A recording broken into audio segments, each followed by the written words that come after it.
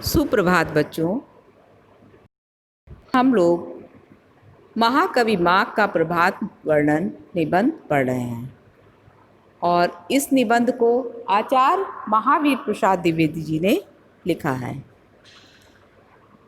इसमें लेखक ने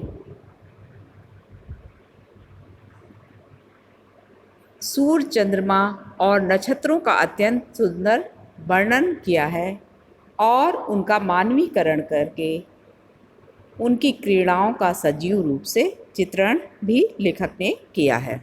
तो आइए पढ़ते हैं इस वीडियो में आगे के अंश को। अस्त समय होने के कारण उसका बिंब तो लाल है, पर किरणें उसकी पुराने कमाल की नाल के कटे हुए टुकड़ों के समान सफ़ेद।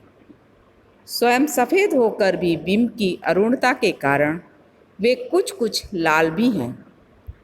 कुमकुम मिश्रित सफ़ेद चंदन के सदृश उन्हीं लालिमा मिली हुई सफ़ेद किरणों से चंद्रमा पश्चिम दिग्बधु का श्रृंगार सा कर रहा है। उसे प्रसन्न करने के लिए उसके मुख पर चंदन का लेप सा समा रहा है। पूर्व दिग्बधु के द्वारा किए उपहास की तरफ उसका ध्यान ही नहीं। जब कमल शोभित होते हैं तब कुमुद नहीं, और जब कुमुद शोभित होते हैं तब कमल नहीं।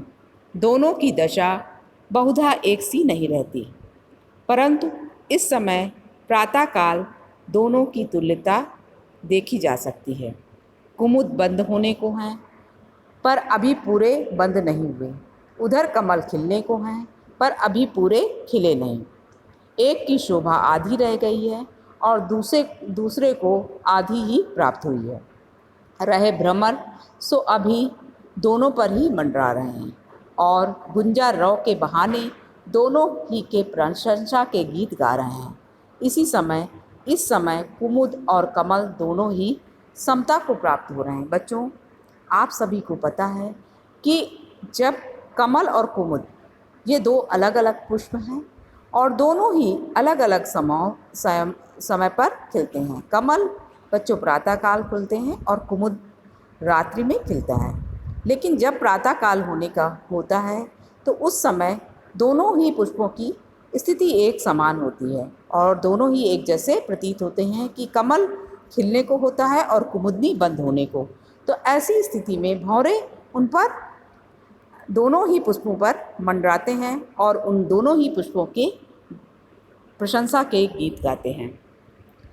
सायंकाल जिस समय चंद्रमा का उदय हुआ था उस समय वह बहुत ही लावण्यमय था। क्रम से उसकी दीप्ति, उसकी सुंदरता और भी बढ़ गई। वह ठहरा रसिक। उसने सोचा, इतनी बड़ी रात यूं ही कैसे कटेगी। लाओ खिली हुई नवीन कुमुदनियों को की बोलियों के साथ हंसी मजाक ही करें। अतएव वह उनकी शोभा के साथ हास परिहास करके उनका विकास करने लगा। इस तरह खेलते कूदते सारी रात बीत गई। वह थक भी गया, शरीर पीला पड़ गया।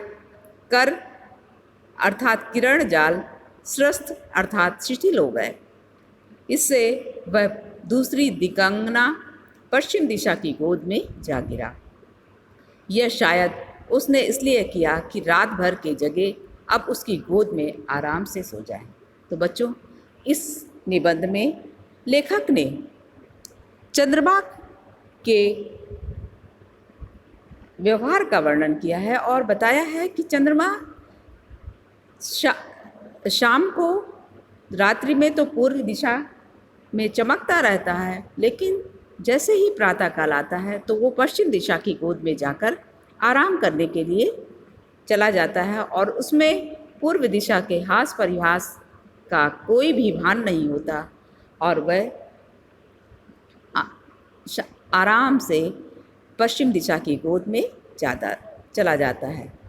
आकाश के विकट वैरी महाराज अंशुमाली अभी तक दिखाई नहीं दिए, तथापि उनके सारथी अरुण ही ने उनके अवतीर्ण होने से पहले थोड़े ही नहीं समस्त तिमिर का समूल नाश कर दिया। बात यह है कि जो प्रतापी पुरुष अपने तेज से अपने शत्रुओं का पराभव करने की शक्ति रखते हैं, उनके अग्रगामी सेवक भी कम पराक्रमी नहीं होते। स्वामी को श्रम न देकर वे खुद ही उसके विपक्षियों का उच्छेद कर डालते हैं। बच्चों, इस निबंध में लेखक ने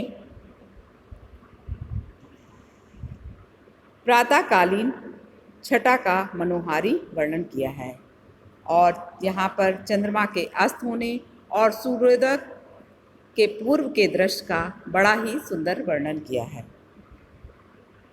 बच्चों, अंधकार का विनाश करने वाले सूर्य देव के उदित होने से पूर्व ही आकाश में सर्वत्र लालिमा छा जाती है और अंधकार भयभीत होकर भागने लगता है। सूर्योदय से पूर्व उसका सारथी अरुण उपस्थित होकर होता है और उसके साथ ही संपूर्ण जगत में अंधकार का नाश कर देता है। तो बच्चों, इसी तरह से महान पुरुषों के जो तेजस्वी पुरुष होते हैं, शक्तिशाली होते हैं, पराक्रमी होते हैं, ऐसे वीर पुरुषों के जो सेवक होते हैं, सारथी होते हैं, वो अरुण के समान ही होते हैं कि वे अपने स्वामियों को किसी भी प्रकार का कष्ट नहीं देते। उनके बहुत से काम स्वयं ही वे कर डालते हैं तथा उनके विरोधियों को भी वे स्वयं ही समाप्त कर डालते हैं, जिस प्रकार से अरुण ने अंधकार का विनाश कर डाला। इसी प्रकार सूर्य के आगमन के पूर्व ही उसके सारथी अरुण ने भी संपूर्ण अंधकार को पराजित कर दिया।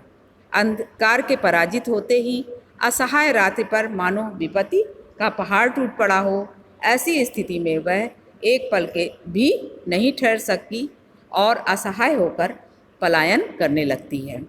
तो बच्चों, इस निबंध में इस अंश के माध्यम से लेखक ने महान विभूतियों और उनके सेवकों के चरित्र का वर्णन बड़े ही अच्छे ढंग से किया है कि जिस प्रकार से सूर्य के आने से पूर्व उसका सारथी अरुण आकर के अंधकार का नाश कर देता है, उसी तरह से महान व्यक्तियों के जो सेवक होते हैं वे भी उनके आसपास के बुराइयों को नष्ट कर डालते हैं।